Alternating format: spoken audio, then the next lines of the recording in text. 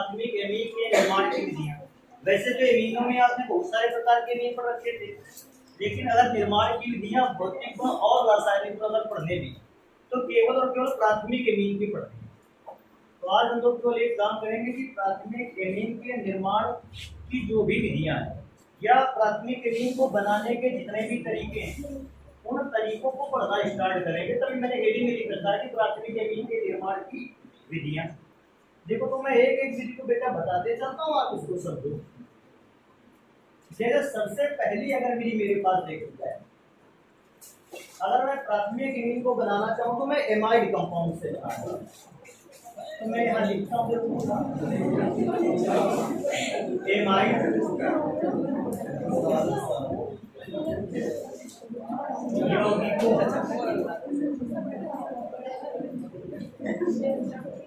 के अपचयन से। देखो तो सबसे पहले एमीन कंपाउंड्स को बनाएंगे एमाइड यौगिकों के अपचयन के द्वारा। अब सबसे पहले तो पता कर लेते हैं एमाइड कंपाउंड होते क्या है, तभी को हम अपचयन कराएंगे। तो बेटा एमाइड कंपाउंड का फॉर्मूला होता है R सिंगल बॉन्ड CONH, ये फॉर्मूला होता है एमाइड यौगिकों का। अब इस बात को ध्यान रखना, क्या R की पहचान कर पा रहे हो? R को एल्काइल ग्रुप है जिसमें से R की जगह पर CH3 भी यूज में आ सकता है और C2H5 भी यूज में आ सकता है। तो R हो गया एल्काइल ग्रुप, आगे लिखा हुआ है CONH2, और जैसे ऐसा कंपाउंड मिल जाएगा आप उसको एमाइड यौगिक बोलोगे। अच्छा, अगर हम इसका अपचयन करवा दें तो एक चीज और याद रखना है, एक तो एमाइड कंपाउंड किनको कहते हैं, और दूसरी बात आपको याद रखनी है कि अगर आप अपचयन करवाना चाहते हो तो इनका अपचयन कौन कौन से उत्प्रेरक के द्वारा कराया जा सकता है। तो इसका अपचयन जो है वो दो प्रकार के उत्प्रेरकों द्वारा कराया जा सकता है। पहला उत्प्रेरक है लिथियम एल्यूमिनियम हाइड्राइड, ये पहला उत्प्रेरक है। अगर आप ये उत्प्रेरक नहीं रखना चाहते तो एक और उत्प्रेरक है C2H5OH प्लस Na, आप दूसरा ये उत्प्रेरक यूज कर सकते हैं। इनमें से दोनों में से कोई भी एक उत्प्रेरक यूज कर लेना है, दोनों नहीं यूज करने हैं। दोनों में से कोई भी एक उत्प्रेरक यूज करके आप एमाइड से प्राथमिक एमीन को बना सकते हैं। सर जी कैसे बना सकते हो? तो अभिक्रिया से देखो ध्यान से। ये सबसे पहले अभिक्रिया में लिखता हूँ एक जनरल फॉर्मूले पर। तो एमाइड का जनरल फॉर्मूला ले लेते हैं। देखो फॉर्मूला कैसे लिखेंगे, R single bond C double bond O single bond NH2। देखो लिखने का तरीका समझ पाए, CO लिखा था तो C और O के बीच में कौन सा बॉन्ड था? डबल। मैंने उसको नीचे बना दिया और इसके बाद बेटा अब हम इसका करवाने जा रहे हैं अपचयन। तो अगर आप अपचयन करवाओगे तो इनमें से कोई एक उत्प्रेरक रखोगे आप। देखो फिर से मैं रिपीट कर दूं, दोनों में से कोई एक उत्प्रेरक रखना है। अभी आपकी मर्जी है कौन सा उत्प्रेरक रखते हो, दोनों एक साथ लिख करके मत आ जाना। तो मैंने उत्प्रेरक यूज किया है lithium aluminium hydride. Lithium aluminium hydride बनाएगा 4 मूल नवजात हाइड्रोजन। अब देखो सबसे बड़ी बात है इन 4 मूल नवजात हाइड्रोजन को एडजस्ट कर पाना। अब देखो कैसे, ये 4 मूल नवजात हाइड्रोजन इस डबल बॉन्ड को तोड़ देंगे। अच्छा, डबल बॉन्ड को तोड़ने से होगा क्या? कार्बन के भी 2 बॉन्ड का नुकसान होगा और ऑक्सीजन के भी 2 बॉन्ड का नुकसान होगा। तो इनमें से 4 में से 2 हाइड्रोजन दे देंगे कार्बन को और 2 हाइड्रोजन दे देंगे ऑक्सीजन को। क्या आपको ये बात समझ में आ रही है कि अगर 2 हाइड्रोजन ऑक्सीजन को मिल जाएगा तो पहला पदार्थ क्या बनकर तैयार होगा? H2O। अब देखो मेरे पास दूसरा पदार्थ जो बनकर तैयार होता है, देखो क्या बनकर तैयार होता है? R सिंगल बॉन्ड C, और C को कितने H मिलने? तो CH2, और लास्ट में क्या लिखा है? NH2। बेटा ये देखा जाए एमाइड यौगिक है और ये है एमीन यौगिक। तो आप इस बात को याद रखोगे, ये है एमीन और बेटा ये जो यौगिक है इसको कहते थे एमाइड। तो इस प्रकार से आप किसी एमाइड यौगिक से कोई भी एमीन यौगिक बना सकते हो। तो अगर सर जी इसका एक आधा और एग्जांपल बता देते हैं, बिल्कुल बता देते हैं। देखो इस पर बेस्ड पहला एग्जांपल कि R की जगह पर बेटा मैं पहली बार H लिख के लेता हूँ। देखो अगर R की जगह पर H लिखोगे तो फॉर्मूला बन जाएगा HC सिंगल बॉन्ड NH2। इस बार R की जगह पर मैंने क्या यूज कर लिया है C। बेटा 4 मोल नवजात हाइड्रोजन द्वारा अपचयन करवाएंगे और तीर के निशान के ऊपर रहेगा AlH4 और जैसे ही कराओगे ये इस बॉन्ड को ब्रेक कर देगा। 2H हाइड्रोजन को और 2H मिलेंगे कार्बन को। जो 2H हाइड्रोजन को मिले हैं, जो 2H ऑक्सीजन को मिले हैं, ये बनाएगा H2O और मैं क्या देखता हूँ मेरे पास बनता है CH2, तो ये है एक ये तो बनकर तैयार होता है CH3NH2। अगर इस नाम को पढ़ेंगे तो बेटा इसको कहते हैं फॉर्मेमाइड। फॉर्मेमाइड और बेटा इसको कहते हैं मेथाइल एमीन। अच्छा एक और अभिक्रिया में इसी पर बेस बताता हूँ। अगर आप R की जगह पर H ना लेना चाहें तो आप R की जगह पर ले सकते हो CH3 single bond C double bond O single bond NH2। जानते हो इसको नाम क्या कहते हैं? इसका नाम है एसिटेमाइड या इसका नाम एथेनामाइड भी है। तो इसका नाम है एथेनामाइड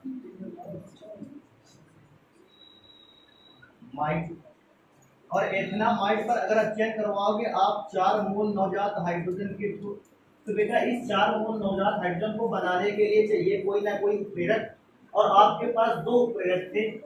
आप उनमें से किसी एक उत्प्रेरक को यूज करोगे और बेटा जब यूज करोगे तो फिर से ये होगा कि 4 हाइड्रोजन इस ऑक्सीजन के साथ जुड़े हुए डबल बॉन्ड को ब्रेक करेंगे, 2 हाइड्रोजन ऑक्सीजन को मिलेंगे, बाकी के 2 हाइड्रोजन मिलेंगे कार्बन को। तो जब 2 हाइड्रोजन ऑक्सीजन को मिल जाएगा तो पहला पदार्थ बनकर तैयार होगा H2O और दूसरा पदार्थ अगर ढूंढे तो देखो CH3 CH2 NH2।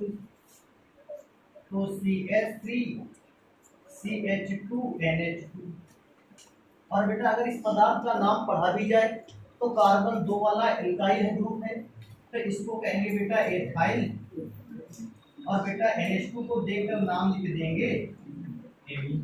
तो इस प्रकार से अगर आपके पास कोई भी एमाइड है आप उससे एमीन यौगिक का निर्माण कर सकते हो। अच्छा हाँ एक और चीज याद रख लीजिए। क्या बात याद रखनी है? वैसे तो मैं भूल गया था, तो मैं पहले ही बता देता। यहाँ पर इनकी जगह पर एक और उत्प्रेरक इस्तेमाल किया जा सकता है। मुझे कौन सा उत्प्रेरक? तो निकिल। निकिल उत्प्रेरक की उपस्थिति में हाइड्रोजन गैस से विक्रिया कराई जा सकती है। एक बार मैं विक्रिया करवा के दिखा देता हूँ कि अगर निकिल नामक उत्प्रेरक को यूज करते हो तो विक्रिया कैसे होती है। देखो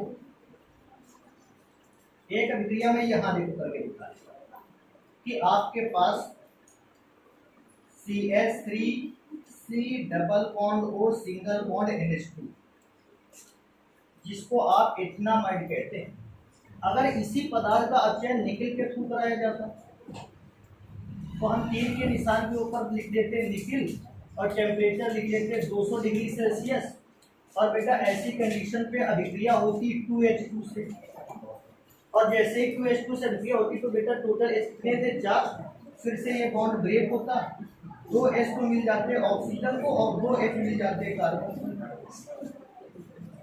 फॉर्मूला बनाते तो CH3 CH2 NH2 और नीचे वाला अगर अलग पदार्थ होता तो बनता H2O, तो नीचे वाला पदार्थ को H2O बना लेता और सामने लिखा हुआ पदार्थ चेंज होता CH3 CH2 NH2 में।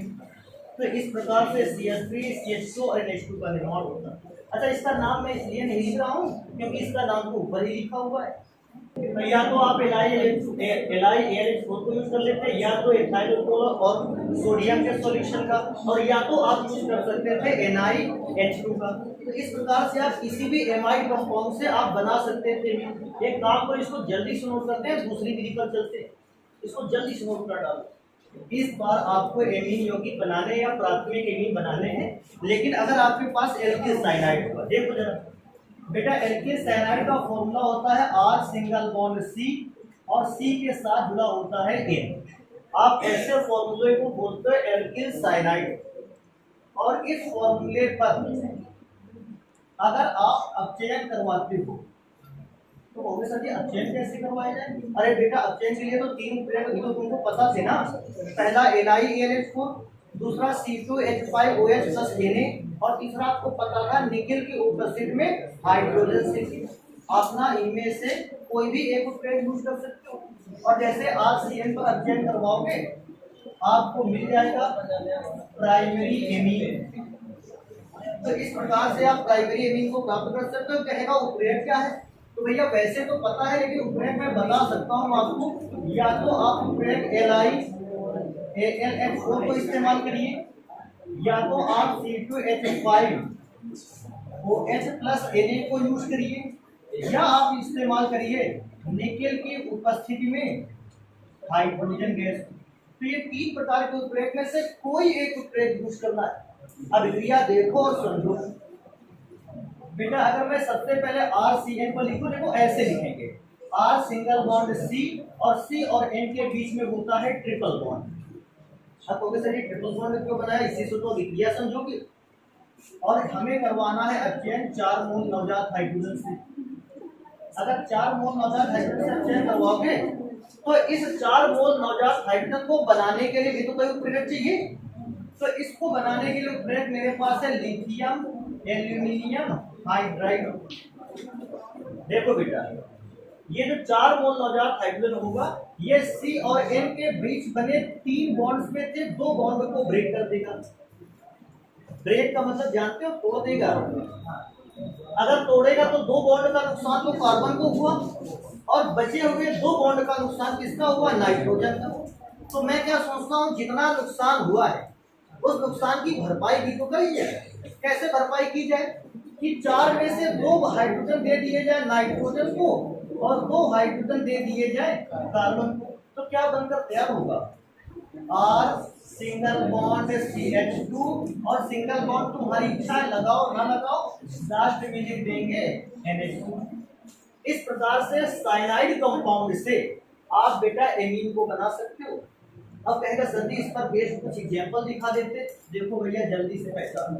R की जगह पर मैंने सबसे पहली बार H लिखा हुआ और इस पर विक्रिया करवाना है हमें 4 मोल नवजात हाइड्रोजन से। कहेगा 4 मोल नवजात हाइड्रोजन रखोगे तो 3 के निशान आप रख सकते हो LiAlH4। बेटा इस ट्रिपल बॉन्ड में से कितने बॉन्ड ब्रेक होंगे? 2। और जब 2 बॉन्ड ब्रेक हुए तो 2 बॉन्ड का नुकसान हुआ नाइट्रोजन का और 2 बॉन्ड का नुकसान हुआ कार्बन का। तो इस 4 में से 2 हाइड्रोजन निकाल के नाइट्रोजन को दे दो और 2 हाइड्रोजन निकाल के 2 कार्बन को। तो देखो फॉर्मूला क्या बन जाए जरा देखो। सबसे पहली बात सीधा कितना बचेगा? CH3 नहीं बचेगा और इसके बाद बचेगा NH2। क्या कोई व्यक्ति इसका भी ऐसा है जो इसका नाम ना जान पाए?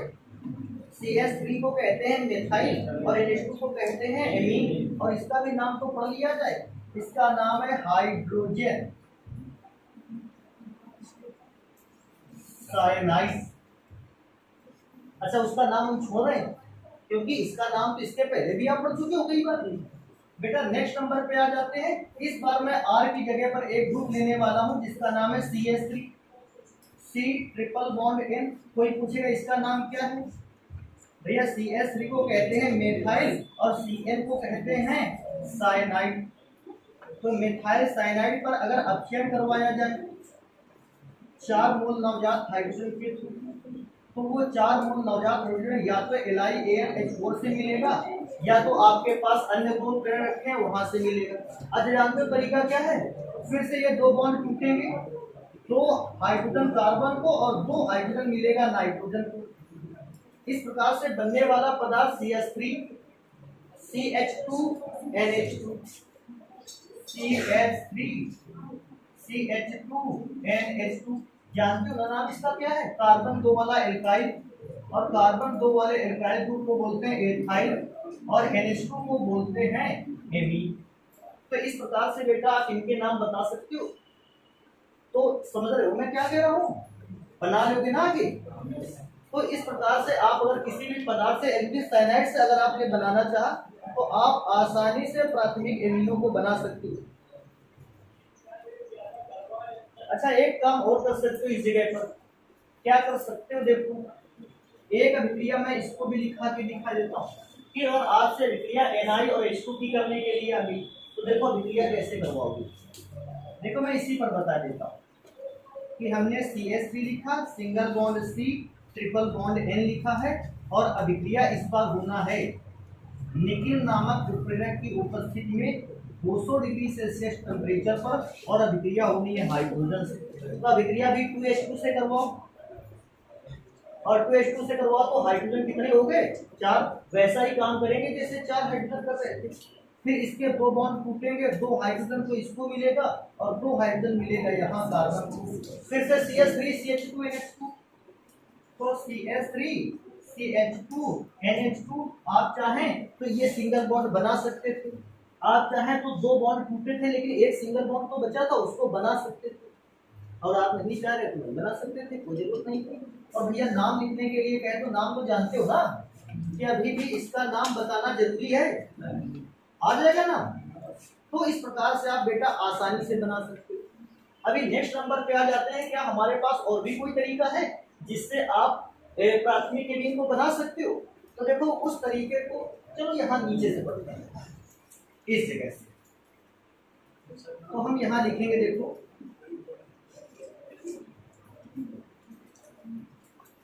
आइसोसाइनाइड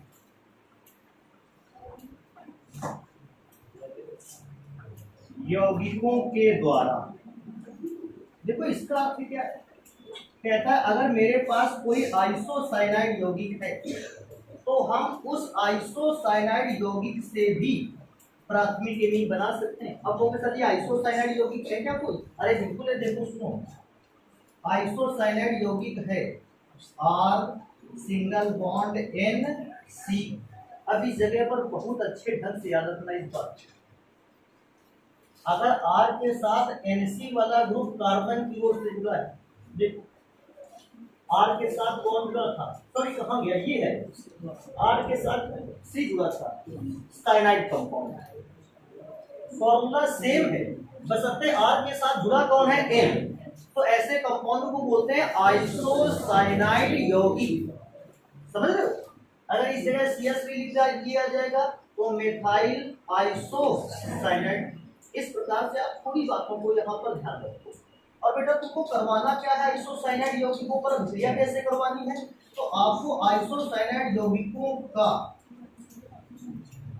जल अपघटन करवाना है।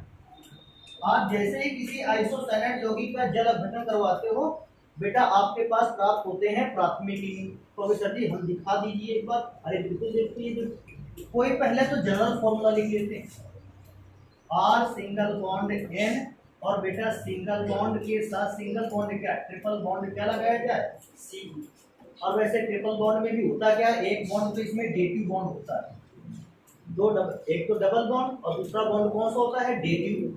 और बेटा इसका जल अपघटन कराया जाएगा, तो जल अपघटन तरीका याद रखो, देखो कैसे, जल का सूत्र क्या लिखते हो, HOH।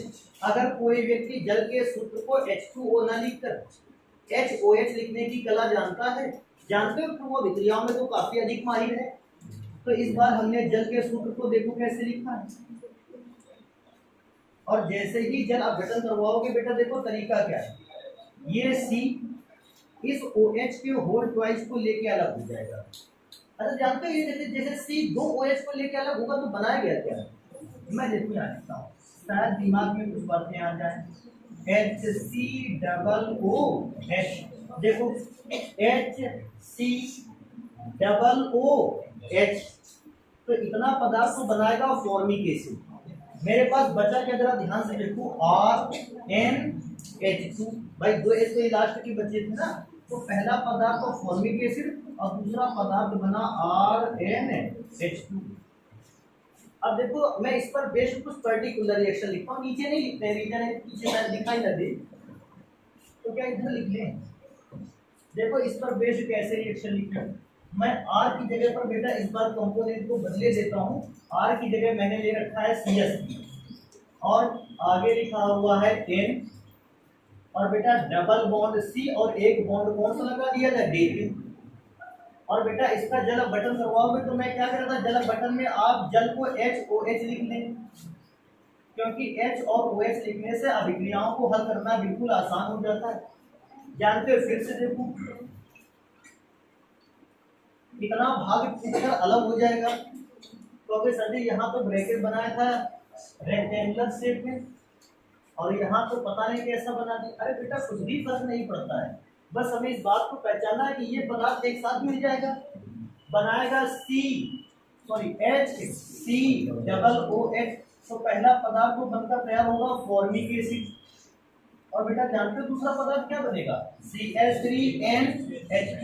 क्या इसका नाम जानते हैं? CH3NH2 का नाम लिखेंगे। देखो इसका नाम तो सबसे पहले CH3 को बोलते हैं मिथाइल। बेटा NC लिखा इसलिए आइसो साइनाइड। आगे अच्छा इसका नाम लिखने की कोई जरूरत है नहीं भैया, कभी मत लिखना जल्दन। हाँ इसका नाम जरूर लिख दो। इसका वैसे तो मालूम है तुम लोगों को, लेकिन फिर भी हम एक बार लिख के देते हैं मिथाइल एमीन और प्लस इसका नाम है फॉर्मिक एसिड। तो इसका फॉर्मिक एसिड नाम हो जाएगा। एक अभिक्रिया बेटा इस पर और बताएंगे। कौन सी विक्रिया बताएंगे? जब R की जगह पर आपने ले रखा होगा C2H5, क्योंकि R की जगह पर तो CH3 को ले सकते हैं, C2H5 को ले सकते हैं, C3H7 को ले सकते हैं, किसी भी इस प्रकार से ग्रुप को ले सकते हैं। तो इस बार मैंने R की जगह पर C2H5 लिखा, आगे तो N डबल बॉन्ड C और नीचे एक बॉन्ड कौन सा रहने वाला है? D2। फिर से विक्रिया होगी जल से, तो जल को ऐसा लिखना C2।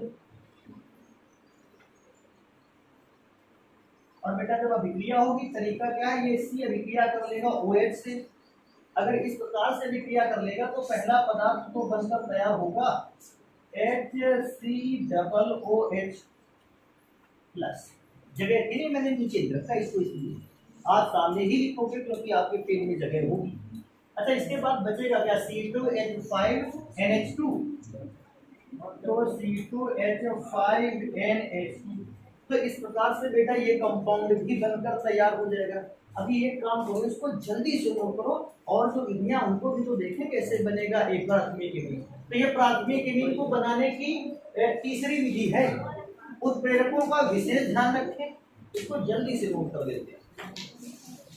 क्या और भी विधियां जिससे प्राथमिक इमीन बनाया जा सकता है? बेटा बहुत सारी विधियां जैसे प्राथमिक इमीन बनाए जा सकते हैं। तो अगली विधि पर चलते हैं, बहुत इंपॉर्टेंट विधि में से एक है। देखो क्या कहता है, कहता है नाइट्रो यौगिकों से अगर आपके पास नाइट्रो यौगिक हैं तो आप उनसे भी प्राथमिक इमीन बना सकते हो। लेकिन अब बात आई नाइट्रो यौगिक कहते किनको है?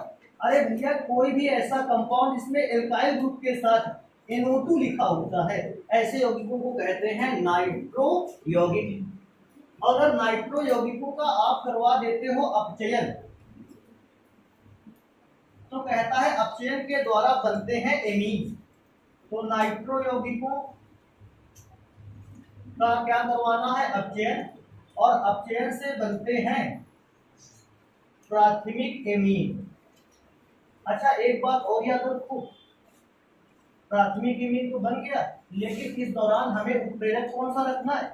तो आप इस जगह दो उत्प्रेरकों को रख सकते हो। पहला उत्प्रेरक रख सकते हो Sn प्लस HCl, पहला उत्प्रेरक। और बेटा दूसरा उत्प्रेरक रख सकते हो Fe प्लस HCl। तो इन दो में से कोई भी एक उत्प्रेरक आसानी से आप इसको रख सकते हो। चालू करें, देखो अभिक्रिया। अगर अभिक्रिया को स्टार्ट करेंगे बेटा तो एक नाइट्रो यौगिक का फॉर्मूला देखो कैसे लिखा जाता है, R सिंगल बॉन्ड N, और हम जो O2 लिखा है इसको जस्ट बगल में लिख के देते हैं NO2। और बेटा अभिक्रिया इसकी किससे करवानी है? उत्प्रेरक की उपस्थिति में SnHCl से। तो भैया तीर के निशान के ऊपर लिखेंगे Sn और प्लस HCl लिख दो या स्लैश करके HCl लिख दो। ये दोनों केमिकल आपस में टकराएंगे, मिलेंगे, अभिक्रिया करेंगे और 6 मोल नवजात हाइड्रोजन बनाएंगे। तो अगर 6 मोल नवजात हाइड्रोजन का होगा क्या? N और O के बीच बना हुआ बॉन्ड टूटेगा उन 6 मोल नवजात हाइड्रोजन से।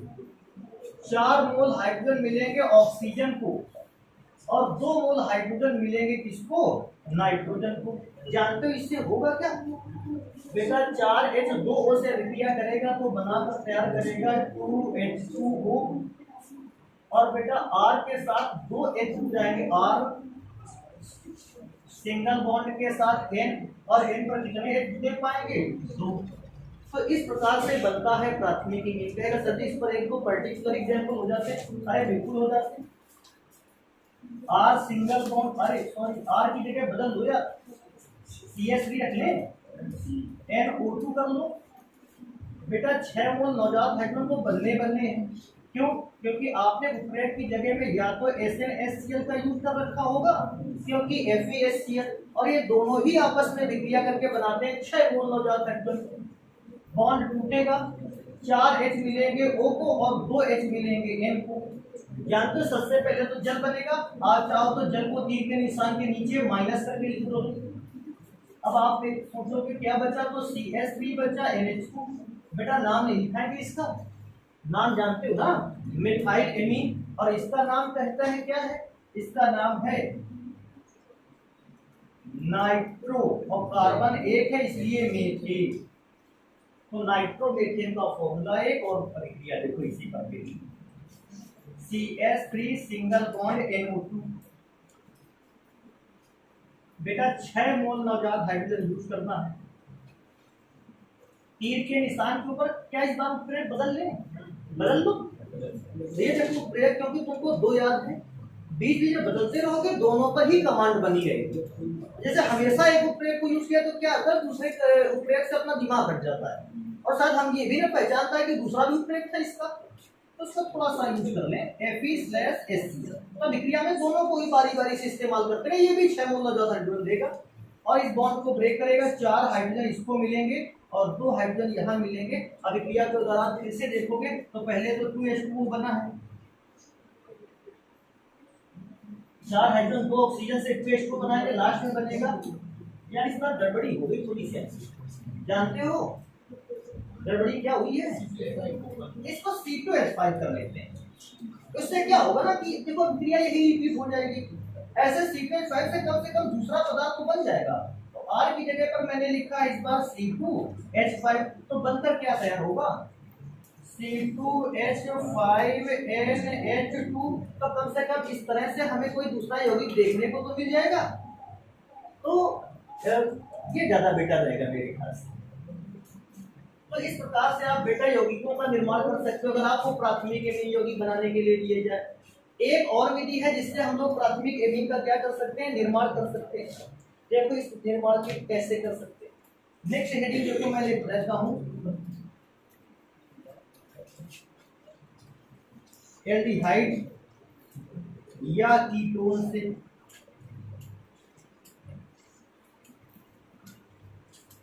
कहता है आपके पास एल्डिहाइड या कीटोन है, आप उससे भी प्राथमिक एमीन बना सकते हो।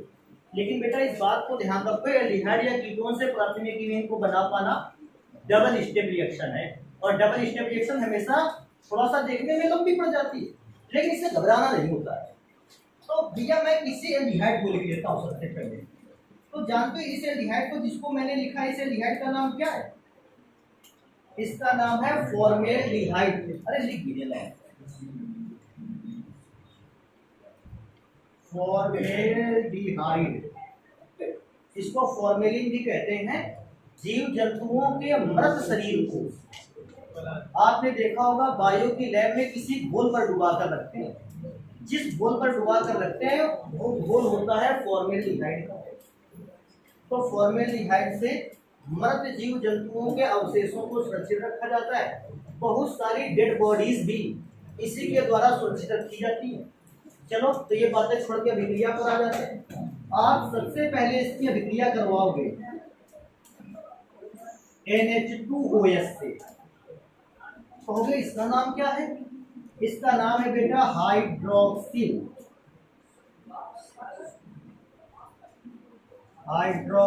एमीन। कहेगा ये अभिक्रिया कैसे करेगा, बिल्कुल समझाते हैं, देखो अभिक्रिया कैसे करेगा बेटा। ये O को तो H2 लेके अलग हो जाएगा, H2 अलग O को लेके अलग हो जाएगा, तो यहाँ बनकर तैयार होगा H2O। देखते हैं क्या क्या बचा मेरे पास, देखो मेरे पास जो बचा एच सी एच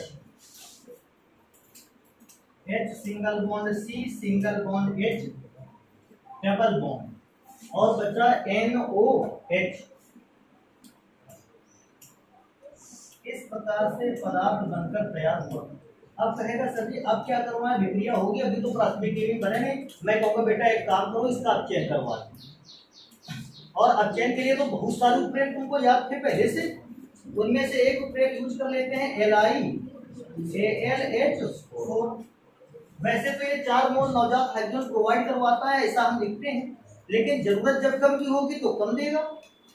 और बेटा देखो अभिक्रिया कैसे होती है, 2 मोल नवजात हाइड्रोजन को प्रोड्यूस करेगा, सॉरी 4 मोल की जरूरत पड़ जाएगी। देखो कैसे, अभिक्रिया में से इस बॉन्ड को तोड़ेगा, और देखो इस बॉन्ड को अगर तोड़ेगा तो देखो कैसे अभिक्रिया में से होगा। 3 ही मोल नवजात हाइड्रोजन की आवश्यकता है मेरे ख्याल से, या 4 मोल की आवश्यकता है, हो जाएगा। देखो कैसे कैसे, इसमें तो बहुत सारे खतरनाक तरीके भी हैं, और जब तरीके खतरनाक हो तो देखो अभिक्रिया कैसे होती है।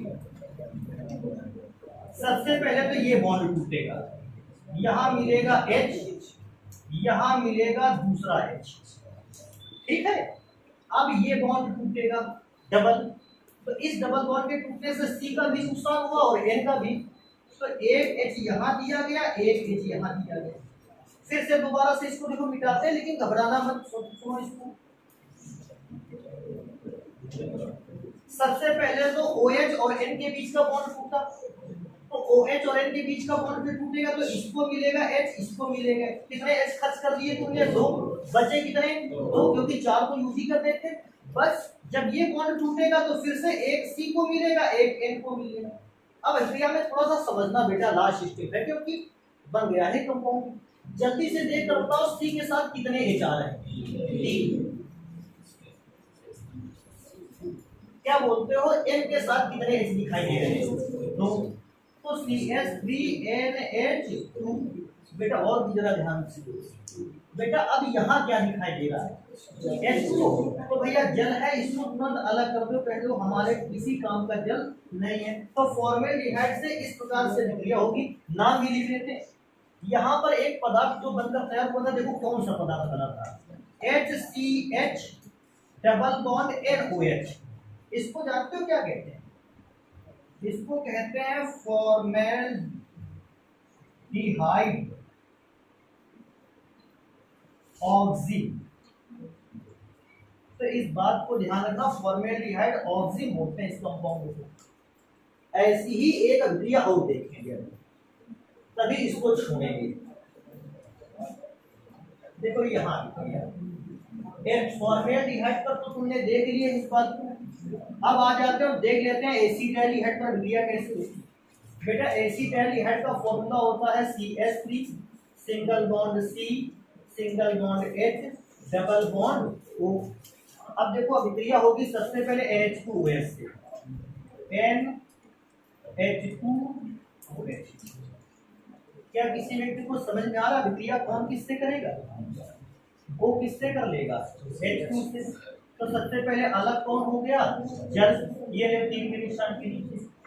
जानते हो कौन बच रहा है, देखो एक तो बच रहा है CH3 single bond C single bond H। बेटा आगे बच रहा है डबल बॉन्ड NOH। अब वो जगह नहीं है, नहीं तो मैं और भी अभिक्रिया आगे लिख देता, तो अब अभिक्रिया हम लिखेंगे नीचे। अच्छा इसका क्या करवाना था तुमको, देखो तुमने अपचयन करवाया है ना, तो अपचयन करवाने के लिए देखो, अपचयन करवाने के लिए तो मैं यहाँ लिखूंगा, देखो यहाँ लिख लेते हैं, प्लस 4 मोल नवजात हाइड्रोजन चाहिए, और ये 4 मोल नवजात हाइड्रोजन बना कर देगा LiAlH4। और अभिक्रिया आप देखो इस प्रकार से। अच्छा ये 4 मोल नवजात, एक तो ये बॉन्ड तोड़ेगा, इधर H इधर H, एक ये बॉन्ड तोड़ेगा तो यहाँ H और यहाँ H। अच्छा जानते हो क्या बन रहा है, सबसे पहले तो H2O। अब मैं तो सोचता हूँ कि अब लिख ले सारी चीजें, CH3 CH2 CH3, फिर से देखो CH3 CH2 और N के साथ भी तो दो H है तो NH2। क्या इसका नाम जानते हो क्या है? Ethyl amine. अच्छा अब काम हमारा ही नहीं, अब काम तुम्हारा भी एक है, सारे काम भी से करवा डालोगे क्या यार? एक तो देखो काम अपने पास, तो तुम लोगों को जो काम है ये देखो, जानते हो तुमको यही अभिक्रिया करवानी है और ये अभिक्रिया तुमको करवानी है CH3 single bond CH3 double bond O पर। इसका नाम जानते हो क्या है? इसका नाम है एसीटोन। और सुनो, इसका नाम जो था इसका नाम है एसीटैल्डिहाइड।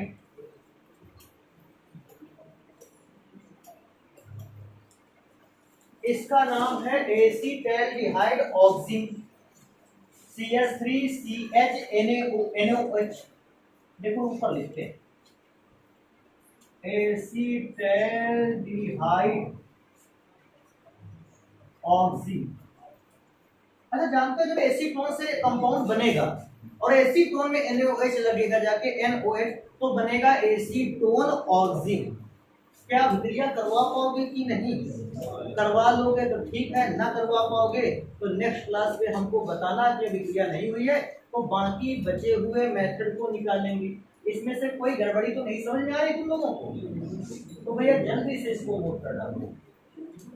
कहेगा आइसोसाइनाइड साइनेट यौगिक होंगे, आप उनसे करोगे क्या? तो भैया आइसोसाइनाइड यौगिकों का क्या किया जाएगा उसको ध्यान से देखो। एक तो आइसोसाइनाइड यौगिकों का फॉर्मूला होता है RNCOH। ये फॉर्मूला है आइसोसाइनाइड यौगिकों का। हम इन पर तुरंत अभिक्रिया करवा देंगे क्षार से।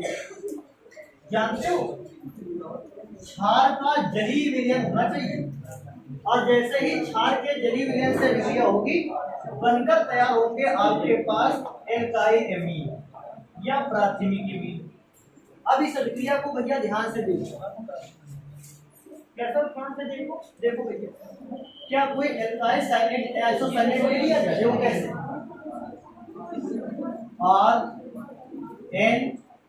RNC, थोड़ा सा CO को छोड़ दीजिए, RNCO। और अभिक्रिया को लिखने का तरीका देखो कैसा है, KOH और KOH। क्षार से अभिक्रिया, क्या क्षार का सूत्र KOH हो सकता है? बिल्कुल हो सकता है। क्षार का सूत्र NaOH भी हो सकता है। अभिक्रिया करवाओगे देखो पदार्थ कैसे अभिक्रिया करेगा। ये वाला पदार्थ जो है ये पदार्थ अभिक्रिया कर लेगा, जानते हो क्या बनेगा? K2C और O कितने हो जाएंगे? 3। तो पहला पदार्थ तो बनकर तैयार हो रहा है K2CO3। क्या जानते हो दूसरा पदार्थ क्या बनेगा? RNH2, R single bond NH2। तो इस प्रकार से किसी भी आइसोसाइनेट कंपाउंड से आप प्राथमिक एकीकरण को बना पाओगे। कहोगे इसमें से एक को पर्टिकुलर एग्जांपल हो जाए, बिल्कुल हो जाएंगे बेटा। R की जगह पर इस बार मैंने CH3 को ले रखा है, फॉर्मूला NCO मिथाइल आइसोसाइनेट, नाम लिख लेते हैं मिथाइल आइसोसाइनेट। और बेटा अभिक्रिया करवाओगे तो देखो KOH कितने ले लिए जाए? 2। कहोगे 2 KOH से क्या होगा भैया? 2 KOH से आप चाहो तो यहाँ लिख सकते हो कि पदार्थ का जलीय विलयन यूज में लाया जाएगा। देखो CO किससे अभिक्रिया करेगा? 2 KOH से, K2CO3 पहला पदार्थ तो K2CO3, दूसरा पदार्थ मेरे पास बचेगा CH3 NH2। जानते इसका नाम क्या है? Methyl amine. तो नाम इसका छोड़ दे, इसका जानते हो क्या है? इसका नाम लिख लो पोटेशियम। बिल्कुल सही है, कार्बोनेट। बेटा एक और अभिक्रिया इसी पर देखते हैं। देखो इस बार अभिक्रिया का तरीका देखो बदले देते हैं, थोड़ा सा ध्यान रखना। इस बार मैंने R की जगह पर CH3 को यूज ना करते हुए किसको यूज कर लिया है? C6H5 को। जानते हो ये फेनिल ग्रुप है एरोमेटिक, और ये फॉर्मूला लिखा हुआ है फेनिल आइसोसाइनेट का। अभिक्रिया होगी KOH से, इसके जलीय विलयन के थ्रू। तो भैया CO अभिक्रिया कर लेगा KOH के OK से, तो पदार्थ जो बीच में बनकर तैयार होगा वो बनकर तैयार होगा K2CO3। मैं देखता हूँ मेरे पास क्या बचता है, तो भैया C6H5N और 2H, C6H5NH2। अच्छा, C6H5NH2 को तो एक प्रकार से और लिख सकते हैं ना, C6H5 को तो ऐसा लिख सकते थे और NH2 को ऊपर लिख लेते तो बन जाता है NH2। जानते हो इसका नाम एक तो देखो क्या है, फेनिल एमीन, क्या इसका एक और बहुत फेमस नाम था, कुछ याद आ रहा है, एथिलीन। एथिलीन, तो इसका नाम एथिलीन वाला भी याद रख लेना। तो क्या ये विधि आ जाएगी, एक तुम लोगों के लिए विक्रिया छोड़ेंगे, कौन से विक्रिया छोड़ेंगे कि R की जगह पर इस बार मैंने C2H5 लिख रखा है और लास्ट में लिखा है NCO प्लस KOH के 2 मोल से विक्रिया होगी, साथ में KOH का रहेगा जलीय विलयन। तो क्या इस विक्रिया को तुम लोग करवा पाओगे, तो तुम लोगों का ड्यूटी है भैया इस विक्रिया को करवाओगे। जल्दी से नोट करो, एक और विधि देखते हैं जिसके थ्रू हम लोग बना सकते हैं प्राथमिक एमिन को, जल्दी से इसको नोट करो बेटा। वैसे भी अपने कोर्स में वैसे नॉर्मल देखा जाए, अच्छे ढंग से देखा जाए, कैटेगरी वाइज डिवाइड किया जाए तो 22 रासायनिक अभिक्रियाएं हैं जो नाम से आती है। और तुमको बता दें कि 22 रासायनिक अभिक्रिया अगर नाम वाली आप तैयार रखते हो तो प्रतिवर्ष आपको नाम वाली अभिक्रियाओं में से ही ढूंढने पर 6 से 7, 5 से 6 ऐसी रासायनिक अभिक्रिया आपको वहीं से मिलने वाली है। तो उन 22 नाम वाली अभिक्रियाओं को मैं हमेशा जोर दे देता हूँ कि भाई इन 22 नाम वाली अभिक्रियाओं को जरूर ध्यान रखना। वैसे पूरी लिखी जाए तो फिर तो 30 के आसपास निकलती है जाके, लेकिन उन 22 मेन रासायनिक अभिक्रियाओं में से आपको बहुत सारी रासायनिक अभिक्रियाएं एग्जाम में देखने को मिल जाती हैं, जिनमें 2-3 अभिक्रिया तो नाम से आ जाती हैं। कुछ अभिक्रियाएं ऐसे भी आती है, जैसे मैंने पीछे लिख रखा है हाफमैन ब्रोमीमाइड रासायनिक अभिक्रिया, तो कभी तो आपको नाम से भी मालूम सकता है इसको। और कभी कभी आप ऐसे भी बोल सकता है कि किसी एमाइड यौगिक से एमीन यौगिक का निर्माण कैसे करते हो, तो भैया एमाइड यौगिक से एमीन बनाना है तो भी हाफमैन ब्रोमाइड अभिक्रिया। एमीनों के निर्माण की कोई एक विधि लिखो फिर भी ये अभिक्रिया। एमाइडों का एमीन में परिवर्तन कैसे होता है, यही अभिक्रिया। किसी प्राथमिक एमीन को बनाने की विधि लिखो, यही अभिक्रिया। तो एक ही अभिक्रिया को कई प्रकार से घुमा घुमा कर आपसे पूछ लेता है क्वेश्चन। तैयार करते हैं, करना क्या, आप सबसे पहले हाफमैन ब्रोमीमाइड अभिक्रिया में कोई एमाइड यौगिक लेते हो। एमाइड यौगिक जानते हो कैसा होता है, RCONH2, ये यौगिक है एमाइड, और इस पर अभिक्रिया करते हो Br2 और KOH की। देखो एक बात याद रखना, जैसे ही रासायनिक अभिक्रिया के लेफ्ट साइड पे आपको Br2 और KOH लिखा हुआ दिखाई दे, धोखे से भी दिखाई जाए, तो भैया तुरंत एक काम करो, आप सबसे पहला काम तो करो राइट पे 2 kBr लिख डालो। इसके बाद एक और बड़ा काम करो, K2CO3 लिख डालो, और अंत में सबसे बड़ा काम कर डालो कि आप यहाँ पर लिख डालो जल। इस 2-3 तो बड़े काम हैं, इनको तो किसी हालत में छोड़ो ही मत। लेफ्ट में आपको वो दिखाई पड़ जाए ये वाला पदार्थ, आप राइट में उस पदार्थ को तो पहले लिख डालो। अब देखो बचता क्या है, तो आखिरी चीज बचती है, यहाँ R बचा है और NH2, इसको लिख देना है, बचता है। अच्छा, बीच में CO वगैरह सब छुट्टा छोड़ नहीं, गायब कर दो, खत्म। जैसे अब मेरे पास एक अभिक्रिया लिखी, इसी पर बेस मैंने यहाँ पर लिख रखा है CH3CONH2, और इसके बाद मैंने लिख दिया इस पर Br2KOH।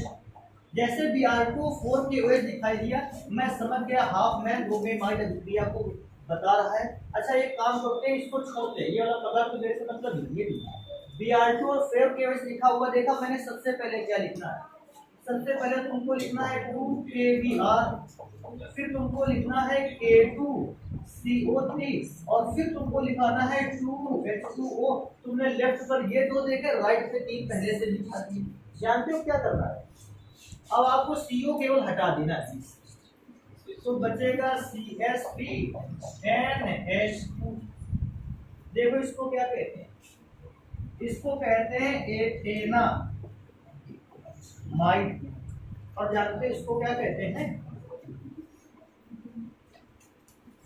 मेथाइलेमीन। एक बात जरा ये चेक कर लेना, जब पहली रासायनिक अभिक्रिया तुम लोगों ने लिखी थी, पहली जरा जल्दी से देखो उस पे, CH3CONH2 को एथेनामाइड लिखा था कि मेथेनामाइड? तो नहीं किया था, वैसे एथेनामाइड ही लिखा होगा, एथेनामाइड है ना। ऐसा हमको लगा कहीं ऐसे धोखे से गड़बड़ी तो नहीं होगी जो ऐसा लिखे हो। एक और अभिक्रिया को देखिए, अगर आपने R की जगह पर C2H5 को रख रखा है और इसके बाद आप CONH2 लिखते हैं, और बेटा इसके बाद आप लिख देते हो Br2 + 4KOH। बेटा अभिक्रिया को देखा, जैसे ही इन दो पदार्थों को देखा, दिमाग में ये बात आ जानी चाहिए कि हमें क्या क्या लिख देना है। पहले ही 2KBr + K2CO3 + 2H2O, ये तो राइट पे पहले से ही लिखकर बैठ गए। इतनी बात दिखी नहीं कि वो लिख दिया। अच्छा, इसके बाद तुमको CO हटा देना था, तो C2H5 के बाद क्या बचेगा? C2H5NH। अच्छा, इसका नाम लिखवा देते हैं, इसका नाम है प्रोपेनामाइड। और इसका नाम जानते हो क्या है? एथाइलेमीन। ये कौन है? Potassium bromide, potassium carbonate. और उसका नाम तो बताने की भी जरूरत नहीं है भैया, ये फॉर्मूला तो आज तक शायद ही किसी ने इसका नाम पूछा हो। रसायन विज्ञान पढ़ा था, पहला यौगिक का सूत्र यही सिखाया गया था। कहते हैं जल का फॉर्मूला क्या था? कहते हैं H2। एक अभिक्रिया लिखेंगे तो इनसे सबसे अलग लगेगी, होगी नहीं? कभी कभी ऐसा होता है कि लगती है, इसलिए आपको लगेगी। बेटा देखो, और अभिक्रिया अलग लगने में और अलग होने में बहुत बड़ा अंतर है, जानते हो? ये बेंजीन पर लगा हुआ है क्या? COH2। तो बेटा सारी चीजें वही है, बस R की जगह पर आपने ये बेंजीन रिंग बना दिया है, थोड़ी और कुछ किया अलग से।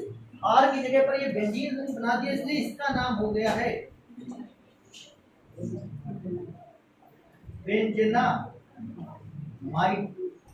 और बेटा जैसे ही अब आगे लिख देगा Br2 + 4KOH, रासायनिक अभिक्रिया में से एरो का निशान बनाओगे। आधी चीजें तो पहली वाली लिख डालो, 2KBr + K2CO3 और प्लस लगा के 2H2। तो बेटा जानते हो भी क्या बचेगा मेरे पास? हम लोगों के पास बचने वाला है, देखो CO तो हटाते थे केवल, तो आप बेंजीन रिंग बनाओगे, CO को हटाओगे, NH2 बना दोगे। बेंजीन रिंग बनाया, CO को हटा दिया और लगा दिया NH2। जानते हो इस कंपाउंड का नाम क्या है? अरे एनिलीन। तो इसका नाम एनिलीन इसलिए हम बार बार बता रहे हैं कि ये कंपाउंड का नाम एनिलीन है, ऐसा भूलना मत करिए।